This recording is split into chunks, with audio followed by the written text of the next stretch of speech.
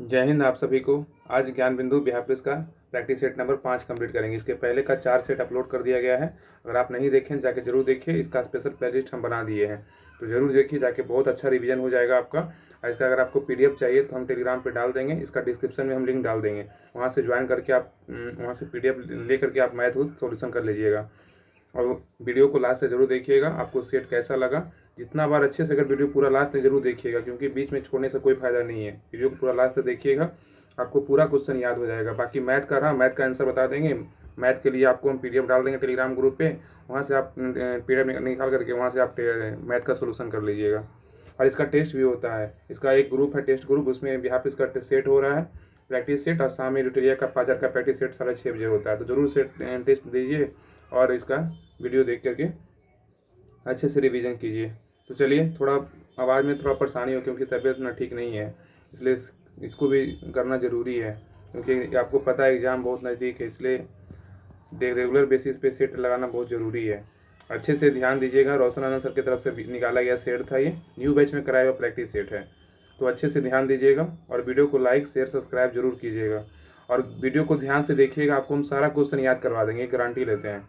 आप अच्छे से वीडियो को पूरा लास्ट तक देखिएगा और कमेंट जरूर कीजिएगा वीडियो आपको कैसा लगा, अच्छा लगा ख़राब लगा। क्योंकि आपको तो यूट्यूब पे वीडियो हज़ारों मिल जाएगा, लेकिन इस तरह से आपको कितना आपको याद हो रहा है ना, कितना अच्छे से आपको बताया जा रहा है, ये ज़रूरी इंपॉर्टेंट होता है। ठीक है, इसलिए अच्छे से वीडियो को ध्यान दीजिएगा। देखिए सेट नंबर जो है ना 5 है, इसके पहले का 4 सेट तो ना कर चुके हैं, तो ज़रूर जाके देखिए, चारों सेट जाकर जरूर देखिए, अच्छे से रिवीजन हो जाएगा। सेट लगाइए, अगर आपको लगता है सेट लगाना है खुद से तो सेट लगाइए। और आपका अगर बोर्ड में देना टेस्ट तो जाके ग्रुप का लिंक हम डिस्क्रिप्शन में डाल देंगे, आप वहाँ से भी लिंक में ज्वाइन करके आप क्लिक करके ज्वाइन करके वहाँ पर से आप टेस्ट दीजिएगा। बहुत सारे लोग दे भी रहे हैं, तो आप ही जरूर जुड़िएगा। तो चलिए क्वेश्चन नंबर 1 का स्टार्ट करते हैं। आंसर आपको जरूर बताइएगा, आंसर आपको देना है। क्वेश्चन नंबर 1 बोल रहा है, क्वेश्चन नंबर 1 है कि निम्न में से किस पुराण का संबंध गुप्त वंश से है? बताइए क्या हो गया इसका आंसर। निम्न में से किस पुराण का संबंध गुप्त वंश से है? तो एक का राइट आंसर होगा ऑप्शन नंबर सी, विष्णु पुराण का संबंध जो है ना गुप्त वंश से, याद रखिएगा। विष्णु पुराण का संबंध किस वंश से है? तो गुप्त वंश से है। क्वेश्चन नंबर 2 बोल रहा है कि सांख्य दर्शन के प्रवर्तक निम्न में से कौन थे? सांख्य दर्शन के प्रवर्तक निम्न में से कौन थे? तो 2 का राइट आंसर होगा ऑप्शन नंबर ए, कपिल थे। कौन थे? कपिल, याद रखिए। क्वेश्चन नंबर 3 आइए, बोल रहा निम्न में से कौन सा कथन सही नहीं है? बताइए इसमें कौन सा कथन सही नहीं है। इसमें 3 का राइट आंसर होगा ऑप्शन नंबर सी, सी जो है सही नहीं है, क्योंकि चोलकालीन सिक्के जो है ना कलजू, ये चांदी के नहीं थे, ये सोना के थे, याद रखिए ये सोना के थे, इसलिए चांदी यहाँ दिया इसलिए गलत है। तो चोलकालीन सिक्के कलंजू चांदी के थे, ये गलत नहीं, यहाँ सोना के थे, तब सही हो जाएगा। इसमें सही क्या है, सही को देख लेते हैं। कन्नड़ साहित्य का त्रिरत्न जो है ना पंप पोन एवं रत्न है। कन्नड़ साहित्य का त्रिरत्न जो है पंप पोन एवं रत्न है। और बी ऑप्शन बोल रहा है ये भी सही है। तमिल साहित्य का त्रिरत्न कौन है? कंबन, ओट्टाकुट्टन और पुंगलेंदी है, याद रखिएगा। ऑप्शन नंबर डी भी सही है। तो बोल रहा है चोल कला का सांस्कृतिक सार जो है निचोड़ नटराज प्रतिमा है, तो याद रखिएगा। कन्नड़ साहित्य का त्रिरत्न बोलेगा तो पंप पुन एवं रत्न होगा। तमिल साहित्य का त्रिरत्न बोलेगा कंबन, ओट्टाकुट्टन और पुलगेंदी, ये सही है। और चोल काल का सांस्कृतिक सार जो है नटराज प्रतिमा, ये तीनों कथन सही था, तीनों ऑप्शन। लेकिन चोलकालीन सिक्के यहाँ पे चांदी दिया था इसलिए गलत है, यहाँ पे सोना होगा। चोलकालीन सिक्के सोना के थे। क्वेश्चन नंबर 4 बोल रहा है, मोहम्मद गौरी का भारत का पहला सफल आक्रमण किसके विरुद्ध हुआ था? बताइए इसका आंसर क्या होगा। मोहम्मद गौरी का भारत पर पहला सफल आक्रमण किसके विरुद्ध हुआ था? तो 4 का राइट आंसर होगा ऑप्शन नंबर बी, मुल्तान के विरुद्ध हुआ था। क्या होगा? मुल्तान के विरुद्ध हुआ। क्वेश्चन बोल रहा है मोहम्मद गौरी का भारत पर पहला सफल आक्रमण किसके विरुद्ध हुआ था? मुल्तान के विरुद्ध हुआ था, याद रखिएगा। नेक्स्ट क्वेश्चन है, बोल रहा है विजयनगर आने वाला प्रमुख विदेशी यात्री में से कौन देवराय द्वितीय के समय आया था? बोल रहा है विजयनगर आने वाला प्रमुख विदेशी यात्री में से कौन देवराय द्वितीय के समय आया था? तो 5 का राइट आंसर होगा option number B, Abdul Razzaq के समय आया था। किसके समय आया था? अब्दुल रजाक के समय आया था। नेक्स्ट क्वेश्चन है, बोल रहा है शिवाजी अष्टप्रधान में विदेश मंत्री, बोल रहा है शिवाजी अष्टप्रधान में विदेश मंत्री को क्या कहा जाता था? बताइए इसका आंसर क्या होगा। तो 6 का राइट आंसर होगा ऑप्शन नंबर सी, सुमंत होगा। क्या होगा? सुमंत। शिवाजी अष्टप्रधान में विदेश मंत्री को क्या कहा जाता था? तो सुमंत कहा जाता था। नेक्स्ट है सिख गुरु, किस सिख गुरु का प्रारंभिक नाम लहना था? बताइए क्या होगा। किस सिख गुरु का प्रारंभिक नाम लहना था? तो याद रखिएगा किस सिख गुरु का नाम था, प्रारंभिक नाम लहना था। तो 60 का राइट आंसर होगा option number B, Guru Angad का नाम जो था प्रारंभिक नाम क्या था? तो लहना था। गुरु अंगद का जो प्रारंभिक नाम क्या था? तो लहना था, याद रखिएगा। क्वेश्चन नंबर 8 है, बोल रहा सुरक्षा प्रकोष्ठ की नीति का संबंध किस गवर्नर जनरल से है? सुरक्षा प्रकोष्ठ नीति का सुरक्षा प्रकोष्ठ की नीति रिंग फेंस ऑफ पॉलिसी का संबंध किस गवर्नर जनरल से है? क्या रखे 8 का राइट आंसर होगा option number A, Warren Hasting से। क्या होगा? वारेन हेस्टिंग से। बहुत सारे लोग जो ग्रुप में टेस्ट दे रहे हैं ना, बहुत सारे लोग कर रहे हैं ना कि इसी का जो है ना आप बोर्ड में टेस्ट लीजिए, तो हो सकता है ना कल से इसी का जो है ना टेस्ट बोट वे के द्वारा हो जाएगा, वो होगा उस ग्रुप में, टेस्ट वाले ग्रुप में। तो जरूर ग्रुप ज्वाइन कर लीजिएगा, क्योंकि इसका ना जो सेट 1 हुआ है 1 से लेके 10 तक टोटल 10 सेट करवाया गया है। तो ये 5 सेट नंबर कंप्लीट कर रहे हैं। इसका पहले का 4 सेट अपलोड कर दिया गया, तो एक सेट नंबर 1 से जो है ना बोर्ड के द्वारा टेस्ट होगा उस ग्रुप में, जिस ग्रुप का हम लिंक डिस्क्रिप्शन में डाल देंगे। और PDF ग्रुप का लिंक अलग है, दोनों को ज्वाइन कर लीजिएगा और टेस्ट ग्रुप भी ज्वाइन कर लीजिएगा। अच्छे से रिवीजन कीजिए, वीडियो को पूरा अच्छे से लास्ट तक देखिएगा, आपको सारा याद हो जाएगा। बाकी मैथ बनाना है, PDF वहाँ से लेकर के मैथ बना लीजिएगा। और बाकी आज से कल से जो है ना इसका सेट नंबर 1 का टेस्ट होगा उस ग्रुप में, जरूर ज्वाइन करिए, क्योंकि एग्जाम नज़दीक है। जितना रिवीजन होगा ना, जितना आपके आंखों से क्वेश्चन जाएगा ना, आपको उतना कन्फ्यूजन दूर होगा। चलिए क्वेश्चन नंबर 9 बोल रहा है कि निम्न में से किस विद्रोह से संबंधित चित्तर सिंह थे? बोला निम्न में से किस विद्रोह से संबंधित चित्तर सिंह थे? याद रखें 9 का राइट आंसर होगा ऑप्शन नंबर बी, रामोसी विद्रोह से थे। क्या थे? रामोसी विद्रोह से। क्वेश्चन नंबर 10 बोल रहा है कि निम्न में से किसने 1906 में Indian society of oriental arts की स्थापना किया? निम्न में से किसने 1906 में Indian society of oriental art की स्थापना किया? तो 10 का राइट आंसर होगा option number D, Arvind Nath Tagore ने किया था। कौन किया था? रविंद्रनाथ टैगोर ने किया था। क्वेश्चन नंबर 11 बोल रहा है कि बाल गंगाधर तिलक द्वारा स्थापित होम रूल लीग के सचिव कौन थे? बाल गंगाधर तिलक द्वारा स्थापित होम रूल लीग के सचिव कौन थे? तो 11 का राइट आंसर होगा option number B, AC Kelkar थे। कौन थे? NC केलकर। बाल गंगाधर तिलक द्वारा स्थापित होम रूल लीग के सचिव कौन थे? NC केलकर थे। क्वेश्चन नंबर 12 बोल रहा है कि बांटो और छोड़ो का नारा मुस्लिम लीग ने अपने किस अधिवेशन में किया था? बांटो और छोड़ो का नारा मुस्लिम लीग ने अपने किस अधिवेशन में किया था? तो 12 का राइट आंसर होगा ऑप्शन नंबर सी होगा, कराची में किया था। किसमें? कहाँ? कराची में। याद रखिएगा। कराची अधिवेशन कब हुआ था? 1931 में कराची अधिवेशन होता है, याद रखिएगा। कराची अधिवेशन और याद रखिएगा कराची अधिवेशन का जो अध्यक्षता किए थे सरदार वल्लभ भाई पटेल किए थे। याद अध्यक्षता बोलेगा सरदार वल्लभ भाई पटेल, याद रखिए सरदार वल्लभ भाई पटेल किए थे इसके अध्यक्षता। क्वेश्चन नंबर आइए 13। क्वेश्चन नंबर 13 बोल रहा है कि कानून की आत्मा the spirit of law, spirit of law, कानून की आत्मा द स्पिरिट ऑफ लॉ की रचना किसने किया? तो 13 का राइट आंसर होगा, क्या हो बताइए? 13 का right answer option number B, Montesquieu ने किया था। कानून की आत्मा बोल रहा है, कानून की आत्मा द स्पिरिट ऑफ लॉ की रचना किसने किया? मॉन्टेस्क्यू ने किया था, याद रखिएगा। नेक्स्ट है असत मिलान कीजिए। इसमें गलत का जो है ना कौन जो गलत दिया ऑप्शन में, इसका मिलान कीजिए, कौन गलत है इसको पहचान कीजिए। तो 14 का राइट आंसर होगा ऑप्शन नंबर डी, दुनिया का जो मजदूर एक हो नारा जो है ना रूसो नहीं दिया था, ये नारा कार्ल मार्क्स ने दिया था। कार्ल मार्क्स, याद रखिए, कार्ल मार्क्स ने दिया था, याद रखिए कार्ल मार्क्स ने दिया था। और फ्रांसीसी में सही क्या है? फ्रांसीसी साम्यवाद का जनक सेंट साइमन सही है। फेबियन सोशलिज्म का नेतृत्व जॉन बर्नार्ड साहब, बिल्कुल सही है। आदर्शवादी समाजवादी का प्रवक्ता बोलेगा रॉबर्ट ओवेन थे, बिल्कुल सही है। तो फ्रांसीसी साम्यवाद का जनक बोलेगा सेंट साइमन, सही है। फेबियन सोशलिज्म का नेतृत्व जॉन बर्नार्ड साहब, सही है। आदर्शवादी समाजवादी का प्रवक्ता रॉबर्ट ओवेन, सही है। और दुनिया के मजदूरों एक हो नारा जो है रूसो नहीं दिया था, कार्ल मार्क्स ने दिया था। यहाँ पे लिख लीजिएगा, नोट कर लीजिए। क्वेश्चन नंबर 15 बोल रहा है अरुणाचल प्रदेश की सीमा निम्न में से किस देश के साथ नहीं लगता है? अरुणाचल प्रदेश की सीमा निम्न में से किस देश के साथ नहीं लगता है? तो याद रखिएगा 15 का राइट आंसर होगा ऑप्शन नंबर बी, बांग्लादेश से नहीं लगता है, लेकिन म्यांमार, भूटान और चीन से लगता है। तो बोल रहा है अरुणाचल प्रदेश की सीमा जो है किस देश के साथ नहीं लगता है? बांग्लादेश के साथ नहीं लगता है, लेकिन म्यांमार, भूटान, चीन के साथ जो है ना बांग्लादेश की अरुणाचल प्रदेश का सीमा जो लगता है। क्वेश्चन नंबर 16 है, बोल रहा उत्तरी सह्याद्री की सर्वोच्च शिखर कौन सी? बताइए, उत्तरी सह्याद्री की सर्वोच्च शिखर कौन सी है? तो 16 का राइट आंसर होगा ऑप्शन नंबर ए होगा, कालसूबाई है। उत्तरी सह्याद्री की सर्वोच्च शिखर कौन सी है? तो कालसूबाई। क्वेश्चन नंबर 17 बोल रहा है कि किस चैनल मतलब जल अंतराल द्वारा मालदीव मिनिकॉय को अलग करता है? बोल रहा है किस चैनल द्वारा मालदीव मिनिकॉय को अलग करता है? तो 17 का राइट आंसर होगा ऑप्शन नंबर ए, 8 डिग्री चैनल को जो है ना मालदीव और मिनिकॉय का क्या करता है? अलग करता है। 8 डिग्री चैनल जो है मालदीव और मिनिकॉय को अलग करता है। क्वेश्चन नंबर 18 बोल रहा है कि जेवाई, सुकरी एवं जोजारी, जेवाई, सुकरी एवं जोजारी किस नदी की प्रमुख सहायक नदी है? बताइए क्या होगा? तो 18 का राइट आंसर होगा ऑप्शन नंबर डी, लूनी है। क्या है? लूनी। नेक्स्ट है, निम्न में से कौन सा झील तमिलनाडु व आंध्र प्रदेश के बीच सीमा साझा करता है? निम्न में से कौन सा झील तमिलनाडु व आंध्र प्रदेश के बीच सीमा साझा करता है? तो 19 का राइट आंसर होगा ऑप्शन नंबर ए, क्या है? तो पुलिकट झील है, याद रखिए पुलिकट झील है। नेक्स्ट है क्वेश्चन नंबर 20 बोल रहा है कि होगेनकल, भारुचुकी एवं बालमुरी जलप्रपात किस नदी पर अवस्थित है? बोल रहा है होगेनकल, भालचुकी एवं बालमुरी जलप्रपात किस नदी पर अवस्थित है? तो 20 का राइट आंसर होगा ऑप्शन नंबर बी, कावेरी नदी पे। क्या कौन सी नदी पे? कावेरी नदी पे स्थित है। नेक्स्ट है जलोढ़ मिट्टी। जलोढ़ मिट्टी के बारे में निम्न में से दिए गए असत्य कथन का चयन करें। जलोढ़ मिट्टी के बारे में निम्न में से दिए गए असत्य कथन का चयन करें। इसमें गलत कथन कौन सा है? याद रखिए 21 का राइट आंसर होगा ऑप्शन नंबर सी। याद रखिए पुराने को जो है ना खादर नहीं कहते, पुराने को बांगर कहते हैं। यहाँ पे गलत उल्टा लिखा हुआ है, पुराने को बांगर बोलते हैं और नए को जो है ना खादर कहते हैं। याद रखिए ये भी हाल ही में एग्जाम हुआ था दिसंबर में, बिहार दरोगा में क्वेश्चन पूछा हुआ था, दोनों शिफ्ट में पूछा हुआ था, एक में खादर एक में बांगर। तो पुराने को जो है ना बांगर कहते हैं, यहाँ पे नए को खादर कहते हैं, यहाँ पे नए को बांगर दे दिए हैं, ये गलत था।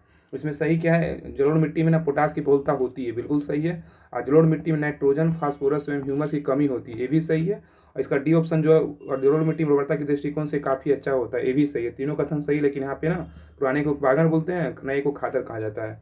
अब आइए क्वेश्चन नंबर 22 पे बोल रहा है, 22 बोल रहा है असत का मिलान कीजिए, असत कथन का मिलान कीजिए। तो 22 का राइट आंसर होगा ऑप्शन नंबर ए, केंद्रीय कपास अनुसंधान केंद्र जो है ना अहमदाबाद नहीं होगा, यहाँ पे महाराष्ट्र होगा, लिख लीजिए। यहाँ पे क्या होगा? महाराष्ट्र। केंद्रीय कपास अनुसंधान कहाँ है? तो महाराष्ट्र में है। राष्ट्रीय चाय अनुसंधान केंद्र कहाँ है? तो जोरहट, बिल्कुल सही है। राष्ट्रीय कॉफी अनुसंधान केंद्र कहाँ है? चिकमंगलुरु, बिल्कुल सही है। और भारतीय तिलहन अनुसंधान संस्थान कहाँ है? तो हैदराबाद। तो केंद्रीय कपास अनुसंधान केंद्र कहाँ है? तो महाराष्ट्र। राष्ट्रीय चाय अनुसंधान केंद्र कहाँ है? जोरहट। राष्ट्रीय कॉफी अनुसंधान केंद्र कहाँ है? चिकमंगलुरु। और भारतीय तिलहन अनुसंधान संस्थान कहाँ है? तो हैदराबाद।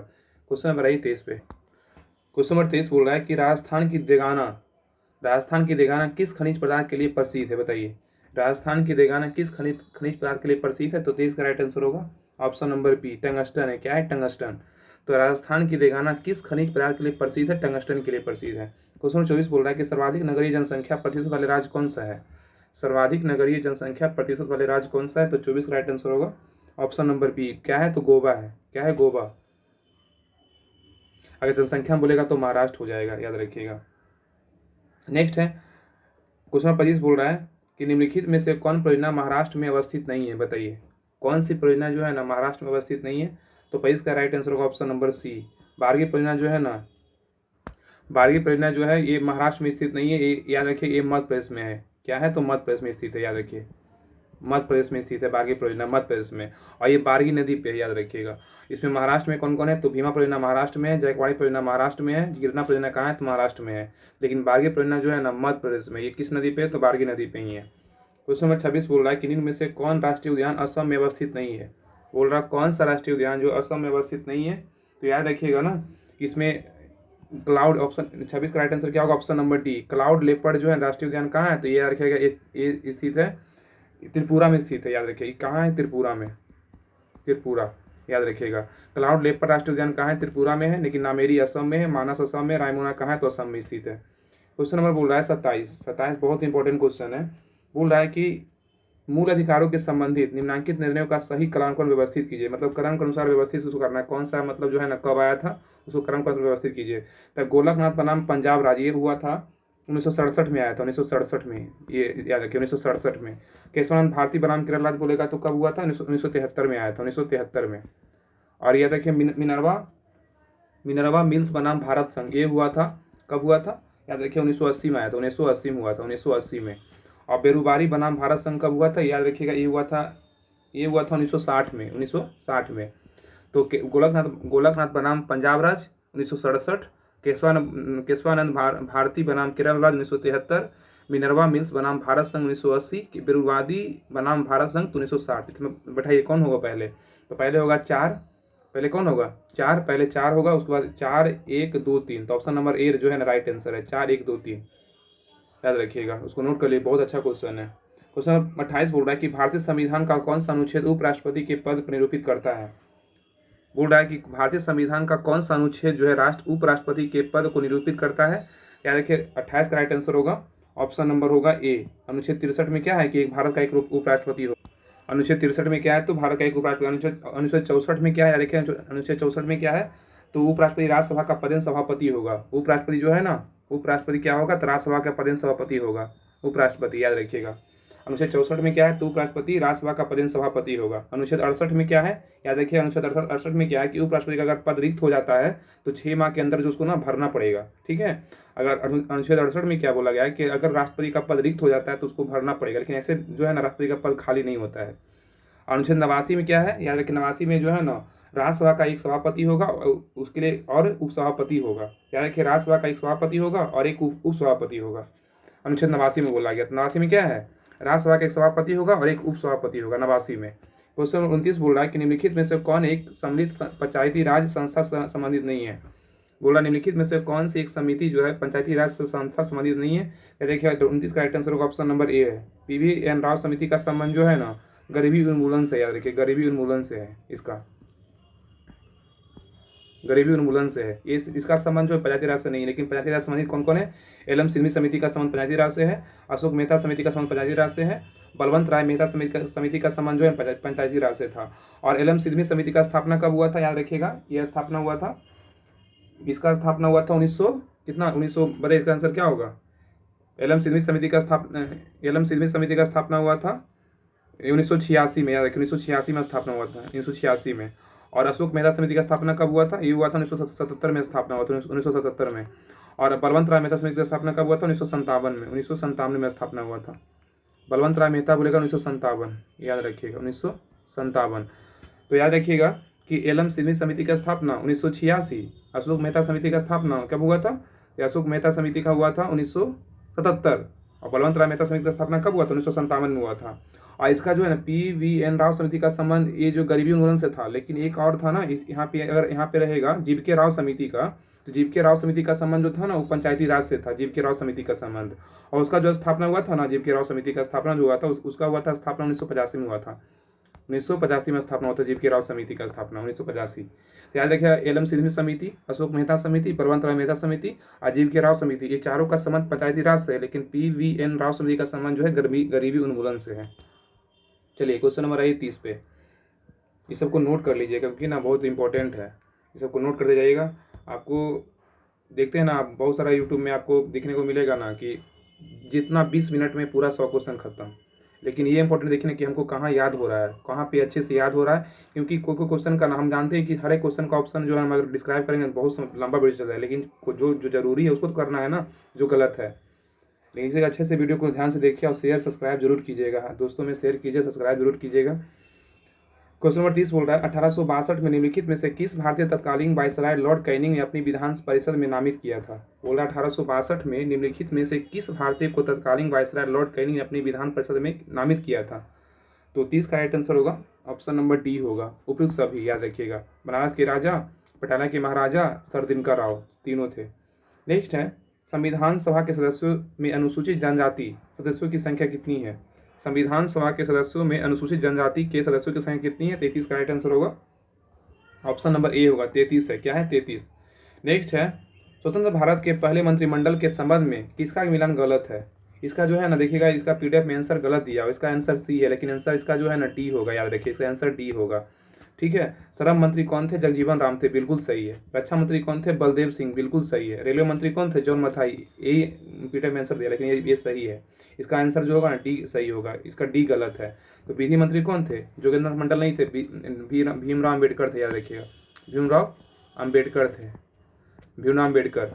श्रम मंत्री जगजीवन राम, रक्षा मंत्री बलदेव सिंह, रेलवे मंत्री जॉन मथाई, और विधि मंत्री कौन थे, तो भीमराव अम्बेडकर थे, ना कि जोगेंद्र नाथ मंडल थे, याद रखिएगा। तो इसका राइट आंसर ना डी होगा, लेकिन PDF में सी है, इसको सुधार लीजिएगा। इसमें है मिलान कीजिए, बोल रहा है इसमें मिलान करने के लिए, बोल रहा है 33 का राइट आंसर क्या होगा, बताइए 33 का राइट आंसर क्या होगा, बताइए भाग 11 में क्या है। 33 का राइट आंसर जो होगा ना ऑप्शन नंबर डी होगा, याद रखिए इसका ऑप्शन नंबर ना डी होगा। देखिए इसका 33 का राइट आंसर क्या होगा, ऑप्शन नंबर डी, क्या होगा ऑप्शन नंबर डी, 3 1 2 4 5 होगा, क्या होगा 3 1 2 4 5। तो आइए मिलाते हैं। देखिए अगर भाग 11 का बात करें, भाग 11 का वर्णन किसमें है, तो भाग 11 का जो वर्णन है ना वो ये क्या है, तो संघ और राज्यों के बीच क्या है, संबंध है। भाग 11 का क्या होगा, ऑप्शन नंबर 3 होगा, संघ और राज्यों के बीच संबंध किस भाग में है, तो भाग 11 में है, याद रखिएगा। भाग 15 में क्या है, तो भाग 15 में जो है निर्वाचन का वर्णन है, भाग 15 में क्या है, निर्वाचन का वर्णन। भाग 17 में क्या है, तो भाग 17 में क्या है, तो याद रखिए 17 में राजभाषा का वर्णन है, 17 में क्या है, राजभाषा। भाग 18 में क्या है, तो भाग 18 में जो है नापात बंद है। भाग 20 में क्या है, तो संविधान संशोधन है, याद रखिएगा। संविधान संशोधन भाग 20 में है, तो याद रखिए भाग 11 में संघ और राज्यों के बीच समर एक और एक मिलता तो संबंध स्थापित होता है, याद रखिएगा। 15 में क्या है, निर्वाचन है। 17 में क्या है, राजभाषा है। भाग 18 में क्या, आपात उपबंध है। भाग 20 में क्या है, संविधान संशोधन है। इसका राइट आंसर होगा 3, 1, 2, 4, 5। अब आइए क्वेश्चन नंबर 34। क्वेश्चन नंबर 34 बोल रहा है कि निम्नलिखित में से कौन सा महासागरीय धारा हिंद महासागर से संबंधित है, बताइए। निम्नलिखित में से कौन सा महासागरीय धारा हिंद महासागर से संबंधित है। तो 34 का राइट आंसर होगा ऑप्शन नंबर क्या होगा, ऑप्शन नंबर सी होगा, गुलहास धारा। क्या है, गुलहास धारा। नेक्स्ट है 35 नंबर क्वेश्चन बोल रहा है कि निम्नलिखित राष्ट्रपति को उसके कार्यकाल के अनुसार व्यवस्थित करें। बोल रहा है कि कौन सा राष्ट्रपति जो है उसके कार्यकाल के अनुसार व्यवस्थित कीजिए। तो इसका जो है ना, इसका 35 का राइट आंसर होगा ऑप्शन नंबर बी होगा, याद रखिए ऑप्शन नंबर बी। 4, 1, 2, 3। बीबी गिरी का कितना था, बीबी गिरी का याद रखिएगा ना, 1969 से क्या होगा, 1974, याद रखिए बीबी गिरी 1969 से 74। ज्ञानी जैल सिंह का होगा 82 से 87, क्या होगा 1982 से, लिखा नहीं रहा है, 1982 से 87, याद रखिए 87। और KR नारायण का बोलेगा तो कितना था, तो 1997 से 2002, 1997 से याद रखिएगा, 1997 से 2002। और डॉक्टर जाकिर हुसैन का बोलेगा तो 67 से 69, नोट कर लीजिए। तो बीबी गिरी का 69 से 74, ज्ञानी जैल सिंह का 1982 से 87, KR नारायण का 97 से 2002 और डॉक्टर जाकिर हुसैन का बोलेगा 67 से 69। तो याद रखिए इसका राइट आंसर क्या होगा, 4, 1, 2, 3। थोड़ा लिखने में परेशानी होता है, उतना सही से लिखा नहीं पाता है। क्वेश्चन नंबर 36 बोल रहा है कि डियागो गार्सिया कहाँ स्थित है, बताइए। डियागो गार्सिया कहाँ स्थित है। तो 36 का राइट आंसर क्या होगा, बताइए इसका आंसर क्या होगा। डियागो गार्सिया कहाँ स्थित है, इसका राइट आंसर ऑप्शन नंबर ए होगा, हिंद महासागर में स्थित है। कहाँ, हिंद महासागर में। क्वेश्चन नंबर 37 बोल रहा है कि निम्नलिखित में से किसे स्वर्ण द्वार का नगर जो है ना कहा जाता है। बोल रहा है निम्नलिखित में से किसे स्वर्ण द्वार का नगर कहा जाता है। तो 37 का राइट आंसर होगा ऑप्शन नंबर डी होगा, सैन फ्रांसिस्को को बोलते हैं क्या, स्वर्ण द्वार का नगर। क्वेश्चन नंबर आइए 38 पे। बोल रहा है निम्नलिखित में से कौन भारत के प्रधानमंत्री बनने से पहले मुख्यमंत्री नहीं थे, बताइए। कौन भारत के प्रधानमंत्री बनने से पहले मुख्यमंत्री नहीं थे। तो 38 का राइट आंसर होगा ऑप्शन नंबर, याद रखिए ऑप्शन नंबर सी होगा, चंद्रशेखर नहीं थे, लेकिन जो है ना मोरारजी देसाई थे, चौधरी चरण सिंह थे, BP सिंह थे, ये तीनों थे। नेक्स्ट है भारत में सबसे अधिक जैव विविधता संपन्न क्षेत्र कौन सा है।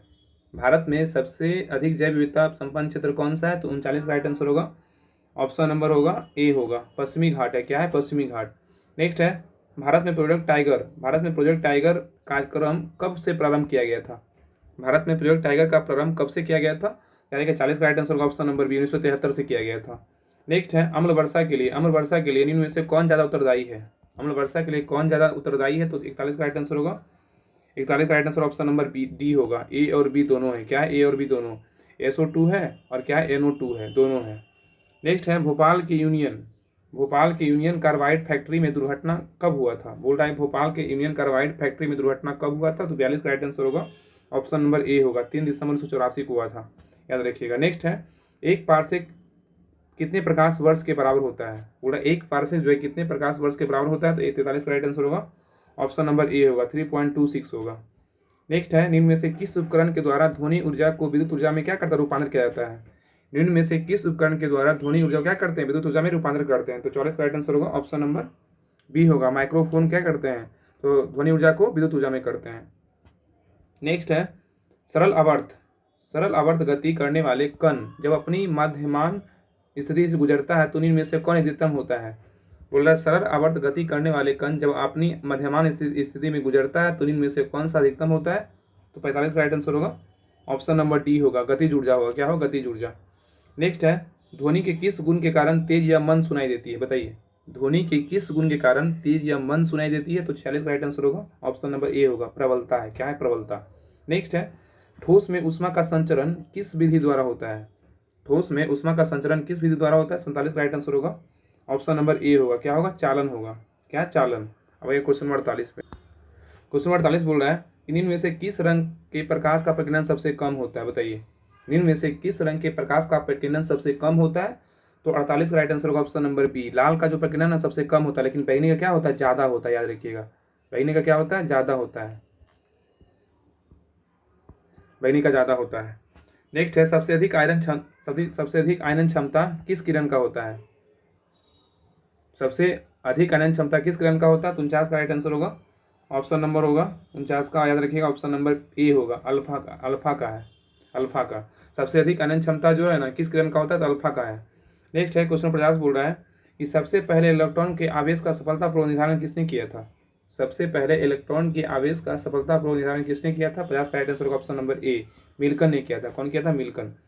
नेक्स्ट है किसी तत्व का इलेक्ट्रॉन बंधुता सबसे अधिक होता है कहाँ। किस तत्व का इलेक्ट्रॉन जो है, बोल रहा है किस तत्व का इलेक्ट्रॉन बंधुता सबसे अधिक होता है, बताइए किस तत्व का होता है। तो 51 का राइट आंसर होगा ऑप्शन नंबर बी, क्लोरीन का जो है ना बंधुता सबसे अधिक होता है। क्वेश्चन नंबर 52 बोल रहा है कि निम्न में से किस अम्ल को म्यूरेटिक अम्ल कहा जाता है। निम्न में से किस अम्ल को म्यूरेटिक अम्ल कहते हैं, तो 52 का राइट आंसर होगा ऑप्शन नंबर ए हो, HCl को, हाइड्रोक्लोरिक अम्ल। नेक्स्ट है LPG का प्रमुख घटक निम्न में से कौन है। LPG का प्रमुख घटक निम्न में से कौन है, तो 53 का राइट आंसर होगा ऑप्शन नंबर सी, ब्यूटेन है। क्या है, ब्यूटेन। नेक्स्ट है निम्नक में से किसे प्रोड्यूसर गैस के नाम से जाना जाता है। बोला निम्न में से किसे जो है ना प्रोड्यूसर गैस के नाम से जानते हैं, तो 54 का राइट आंसर होगा ऑप्शन नंबर ए होगा, CO+N2। नेक्स्ट है मिलेराइट किसका अयस्क है, बताइए मिलेराइट किसका अयस्क है, तो 55 का राइट आंसर होगा ऑप्शन नंबर ए, मिलेराइट जो है निकेल का अयस्क है, याद रखिएगा। नेक्स्ट है लाल ग्रंथि में निम्न में से कौन सा एंजाइम का स्रवण नहीं होता है। बोल रहा है लाल ग्रंथि से निम्न में से कौन सा एंजाइम का स्रवण नहीं होता है, तो याद रखिए 56 का राइट आंसर होगा ऑप्शन नंबर सी होगा। पेप्सिन का नहीं होता है लाल ग्रंथि से, लेकिन टैरिन का होता है, मंड का होता है, दोनों का होता है, लेकिन पेप्सिन का जो है ना लाल ग्रंथि से स्रावन नहीं होता है। नेक्स्ट है चपटे कृमि का उत्सर्जन निम्न में से किसके द्वारा होता है। चपटे कृमि का उत्सर्जन निम्न में से किसके द्वारा होता है, 57 का राइट आंसर होगा ऑप्शन नंबर ए होगा, ज्वाला कोशिका के द्वारा होता है। किसके द्वारा, ज्वाला कोशिका के द्वारा।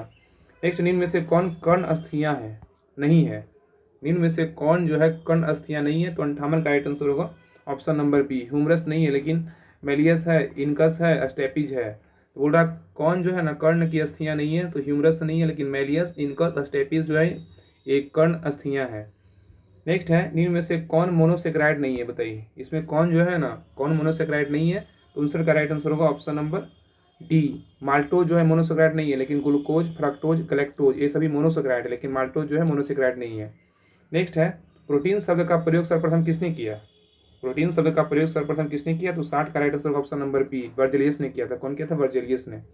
नेक्स्ट है काला जार किस परजीवी के कारण होता है। काला जार किस परजीवी के कारण होता है, तो 61 का राइट आंसर होगा ऑप्शन नंबर ए, लिस्मेनिया डोनावानी के द्वारा होता है। तो काला जार किस परजीवी के कारण होता है, तो लिस्मेनिया डोनावानी के द्वारा होता है। नेक्स्ट है उच्च श्वसन में कितना प्रतिशत ऑक्सीजन छोड़ा जाता है। उच्च श्वसन में कितना प्रतिशत ऑक्सीजन छोड़ा जाता है, तो 62 का राइट आंसर होगा ऑप्शन नंबर बी, 17% छोड़ा जाता है। नेक्स्ट क्वेश्चन 63 बोल रहा है कंप्यूटर का पितामह किसे कहा जाता है, सबको पता है। 63 का राइट आंसर क्या होगा, ऑप्शन नंबर ए, चार्ल्स बेबेज को क्या बोलते हैं, कंप्यूटर का पिता बोलते हैं। नेक्स्ट है भारत का पहला एक्वा पार्क किस राज्य में स्थापित किया जाएगा। ऑप्शन उधर साइड दिया, देखिए पहले क्वेश्चन पहले रिपीट कीजिए। भारत का पहला जो है ना, बताइए इसका आंसर क्या होगा, बिना ऑप्शन देखे। भारत का पहला एक्वा पार्क किस राज्य में स्थापित किया जाएगा, तो याद रखिए 64 का राइट आंसर होगा ना ऑप्शन नंबर पी। भारत का एक्वा पार्क जो है ना अरुणाचल प्रदेश में क्या होगा, स्थापित होगा। भारत का एक्वा पार्क अरुणाचल प्रदेश में स्थापित होगा। क्वेश्चन नंबर 65 बोल रहा है कि 65 नंबर विश्व हिंदी सम्मेलन की मेजबानी करने वाला प्रशांत क्षेत्र का पहला देश कौन बनेगा। विश्व हिंदी सम्मेलन की मेजबानी करने वाला प्रशांत क्षेत्र का पहला देश कौन बनेगा, तो 65 का राइट आंसर होगा ऑप्शन नंबर ए होगा, फिजी है। फिजी की राजधानी कहाँ है, तो सूबा, याद रखिएगा। नेक्स्ट है इसरो ने सबसे भारी रॉकेट LVM-3M2 ने कितने उपग्रहों को ऑर्बिट में स्थापित किया है। इसरो के सबसे भारी रॉकेट कौन है, LVM-3M2 है, ने कितने उपग्रहों को ऑर्बिट में स्थापित किया है, तो 66 का राइट आंसर होगा ऑप्शन नंबर बी, 36 को किया है। कितने, 36 को। नेक्स्ट है हाल ही में किसे BCCI के नए अध्यक्ष के रूप में चुना गया है। सबसे का क्या होगा, ऑप्शन नंबर सी होगा, रोजर बिन्नी वर्तमान में क्या है, BCCI के नए अध्यक्ष हैं। नेक्स्ट निम्नलिखित में से साहित्य लहरी के लेखक कौन है। साहित्य लहरी के लेखक कौन है, तो यार 68 का राइट आंसर होगा ऑप्शन नंबर बी, सूरदास है। साहित्य लहरी के लेखक सूरदास है। नेक्स्ट है निम्न में से देश रत्न के उपनाम से किस व्यक्ति को जाना जाता है। निम्न में से देश रत्न के उपनाम से किस व्यक्ति जो जानते हैं, तो 69 का राइट आंसर होगा option number A, doctor Rajendra Prasad को जानते हैं देश रत्न के नाम से। नेक्स्ट है IMF के अनुमानों के अनुसार 2022 में PP आधारित प्रति व्यक्ति GDP द्वारा दुनिया की सबसे बड़ी अर्थव्यवस्था किस देश की है। IMF के अनुमानों के अनुसार 2022 में PPP आधारित प्रति व्यक्ति GDP द्वारा दुनिया का सबसे बड़ी अर्थव्यवस्था किस देश में है, तो 70 का राइट आंसर ऑप्शन नंबर ए, चीन में है, याद रखिएगा। नेक्स्ट है वायुसेना दिवस किस तिथि को मनाया जाता है। वायुसेना दिवस जो है ना ये 8 अक्टूबर को मनाते हैं। कब मनाते हैं, 8 अक्टूबर को। नेक्स्ट है विश्व व्यापार संगठन की स्थापना किस वर्ष किया गया था, तो 72 का राइट आंसर होगा ऑप्शन नंबर ए होगा। तो याद रखिए, बोल रहा है विश्व व्यापार संगठन की स्थापना कब हुआ था? WTO, वर्ल्ड ट्रेड ऑर्गेनाइजेशन, इसका स्थापना हुआ था 1995 में हुआ था, 1 जनवरी 1995। नेक्स्ट बोल रहा है निम्न में से कौन कराची से प्रकाशित होने वाला पहला समाचार पत्र था? बोला निम्न में से कौन कराची से प्रकाशित होने वाला समाचार पत्र है? कौन है? तो 73 का राइट आंसर होगा ऑप्शन नंबर डी होगा, डी, डॉन है। तो बोल रहा है निम्न में से कौन कराची से प्रकाशित होने वाला समाचार है? तो डॉन है। डॉन जो है ना, कराची से प्रकाशित होने वाला समाचार है। नेक्स्ट 74 नंबर बोल रहा है कि निजी क्षेत्र की और बाजार के सापेक्ष राज्य व सरकार की भूमिका के आधार पर अर्थव्यवस्थाओं में कितनी श्रेणियां वर्गीकृत किया जाता है? बोला निजी क्षेत्र और बाजार के सापेक्ष राज्य व सरकार की भूमिका के आधार पर अर्थव्यवस्था को कितने श्रेणियों में वर्गीकृत किया जाता है? तो 74 का राइट आंसर होगा ऑप्शन नंबर होगा बी। क्या होगा? बी, 3 होगा। नेक्स्ट है जर्मन एवं पोलैंड। जर्मन एवं पोलैंड के बीच कौन अंतर्राष्ट्रीय सीमा है? जर्मन एवं पोलैंड के बीच जो है कौन सा अंतर्राष्ट्रीय सीमा है? याद रखिए 75 का right answer option number A, Hindenburg रेखा जो है ना, जर्मनी और पोलैंड के बीच स्थित है। नेक्स्ट है राजसभा के लिए नामांकित होने वाली प्रथम महिला अभिनेत्री फिल्म अभिनेत्री कौन थी? राजसभा के लिए नामांकित होने वाली प्रथम महिला फिल्म अभिनेत्री कौन थी? याद रखिए 76 का right answer option number C, Nargis Dutt थी। कौन थी? नरगिस दत्त। नेक्स्ट है दक्षिणी ध्रुव पर पहुंचने वाला विश्व का प्रथम व्यक्ति कौन था? दक्षिण ध्रुव पर पहुंचने वाला विश्व का प्रथम व्यक्ति कौन था? 77 का राइट आंसर होगा ऑप्शन नंबर बी, एमुंड सेन था। कौन था? एमुंड सेन। नेक्स्ट है भारत में सबसे लंबा सड़क पुल कौन सा है? बताइए, भारत में सबसे लंबा सड़क पुल कौन सा था? 78 का right answer option number A, Bhupen Hazarika सेतु है। कौन है? भूपेन हजारिका सेतु। इसका पहले नाम क्या था?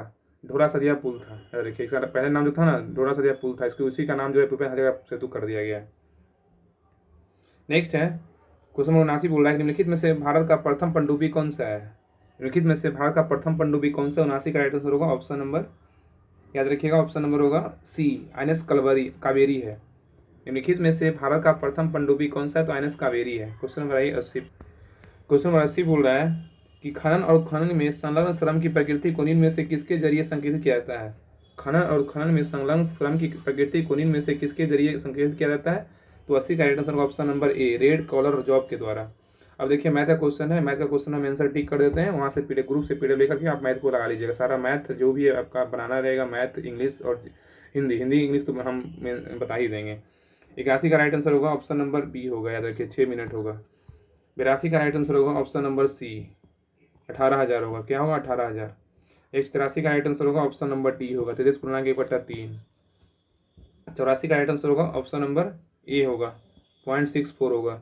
एक कमेंट किए थे कि मैथ का जो है ना सोल्यूशन आप भेज देगा टेलीग्राम पे, तो अगर देखेंगे ना मैथ का सोल्यूशन बना करके ना आपको पीडीएफ बना के भेज देंगे। ठीक है, आप पहले बना लीजिएगा, नहीं बनेगा तो आपको पीडीएफ से देख लीजिएगा। 85 नंबर बोल रहा है कि 85 का राइट आंसर होगा ऑप्शन नंबर सी होगा, याद रखिए 85 का ऑप्शन नंबर सी होगा। नेक्स्ट है 86 का राइट आंसर होगा ऑप्शन नंबर सी, 86 का होगा ऑप्शन नंबर सी। 87 का राइट आंसर होगा ऑप्शन नंबर सी होगा, सी। 88 का राइट आंसर होगा ऑप्शन नंबर डी होगा, डी। 89 का राइट आंसर होगा ऑप्शन नंबर 89 की तरह ये। यार आपको या तो फिर आपको मैथ बनाना है तो आप वीडियो को रोक कर बना सकते हैं, अगर आपको बनाना है तो फिर बाद में पीडीएफ तो भेज ही देते हैं ग्रुप में, वहाँ से भी बना सकते हैं, तो रोक के बना सकते हैं वीडियो। 90 का राइट आंसर होगा, सॉरी 89 का जो राइट आंसर था ना, 89 का आंसर याद रखिए, 89 का क्या होगा? तो डी होगा आंसर, 6:3:2, 89 का डी होगा। और 90 का आंसर क्या होगा? 90 का हो जाएगा ए होगा, 90 का 18 होगा। अब आइए हिंदी पे, अब 91 से हिंदी का क्वेश्चन है। देखिए बोल रहा है निम्नलिखित वाक्यों में से अशुद्ध वाक्य को पहचानिए। इसमें कौन सा जो वाक्य है ना वो अशुद्ध है? तो 91 का राइट आंसर होगा ऑप्शन नंबर बी, मेरे ऊपर कृपा करें। मेरे ऊपर कृपा करें, यह अशुद्ध वाक्य है। श्रीमती गांधी भारत की प्रधानमंत्री थी, श्रीमती इंदिरा गांधी होगा, भारत की प्रधानमंत्री थी, सही, ये बात सही है। और इसमें बोल रहा है कि मेरे घर के सामने पाठशाला, ये भी सही है, वहाँ भारी भीड़ है। ये तीनों कथन ना शुद्ध है, लेकिन ये जो है ना मेरे ऊपर कृपा करे, ये अशुद्ध वाक्य है। 92 नंबर बोल रहा है कि इत्यादि शब्द का सही संधि विच्छेद होगा। तो 92 का राइट आंसर होगा ऑप्शन नंबर ए, इति जोड़ आदि इत्यादि। 93 का है, बोल रहा है कि निम्नलिखित में से कौन सा शब्द बहुव्रीहि समास का उदाहरण है? बहुव्रीहि समास का उदाहरण है, 93 का राइट आंसर होगा ऑप्शन नंबर बी होगा, दशानन है। क्या है? दशानन। 94 बोल रहा है कि निम्नलिखित में से एक स्वर्ण का पर्यायवाची शब्द नहीं है, स्वर्ण का पर्यायवाची शब्द नहीं है, कौन है? नहीं है। याद रखिए 94 का राइट आंसर होगा ऑप्शन नंबर, देखिएगा सी होगा। क्या होगा? हिरण्या नहीं है, लेकिन हेम है, हाटक है, कालधौत है। तो बोल रहा है कि स्वर्ण का जो पर्यायवाची है ना वो हेम है, हाटक है, कालधौत है, लेकिन हिरण्या नहीं है। हिंदी में कुल कितने सर्वनाम होते बताइए? बहुत अच्छा क्वेश्चन है।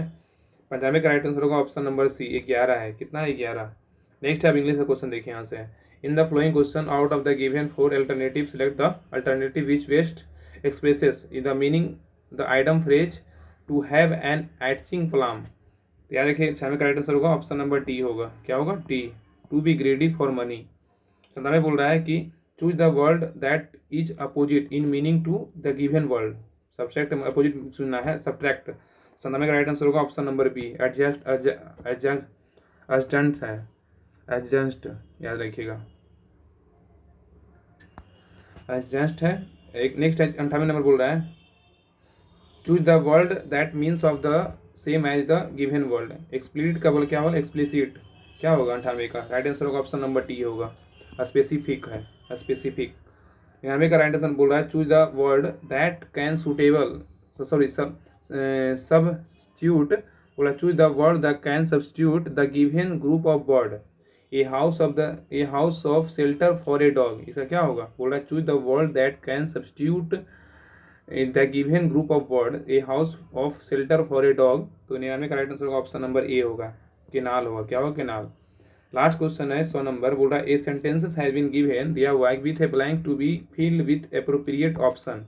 खाली स्थान दिया हुआ है ना, उसका भरना है। बोल रहा है चूज द करेक्ट अल्टरनेटिव, सही अल्टरनेटिव को चुनिए। बोला a pair of Eurasian jays dash over the forest yesterday. Forest yesterday होगा तो 100 का right answer option number C, flew. बोल रहा है a pair of Eurasian jays flew over the forest yesterday. तो ये था सेट नंबर 5 कंप्लीट हो गया है और इसका पहले का 4 सेट अपलोड हो चुका है। अगर आप नहीं देखें तो जाके जरूर देखिए, इसका स्पेशल प्लेलिस्ट बना दिए हैं और इसका टेस्ट भी होता है। कल से हो सकता है ना, इसका टेस्ट सेट नंबर 1 का होगा, डेली इसका टेस्ट होगा। ग्रुप ज्वाइन कर लिए, टेस्ट ग्रुप और पीडीएफ ग्रुप। हाँ, पीडीएफ ग्रुप में जो है इसका लिंक डाल देंगे डिस्क्रिप्शन में, वहाँ से पीडीएफ ग्रुप लिंक क्लिक करके लिंक पे क्लिक कीजिएगा, आप ग्रुप में जो आपका आ जाएगा, ग्रुप ज्वाइन कर लीजिएगा। वहाँ पे पीडीएफ डाल देंगे, बहुत सारा स्टडी मटेरियल जो रात में होता है, शाम में 6:30 बजे टेस्ट एरिया का, उसका भी वीडियो आता है, उसका पीडीएफ सारा डाला हुआ है, बोर्ड भी सारा डाला हुआ है, तो ज्वाइन कर लीजिए। तो आज सेट नंबर का 5 कंप्लीट हो गया। सेट नंबर 6 कल देखेंगे। तब तक के लिए रिवीजन कीजिए अच्छे से, पूरा वीडियो देखिए, पूरा वीडियो को अच्छे से देखिए, 1 बार नहीं 2 बार 3 बार देखिए, जितना बार मन करे। और चैनल को सब्सक्राइब नहीं किया, चैनल को सब्सक्राइब कर लीजिए। तो नेक्स्ट देखते हैं कल, तब तक के लिए जय हिंद। और टेस्ट ग्रुप ज्वाइन कर लीजिएगा।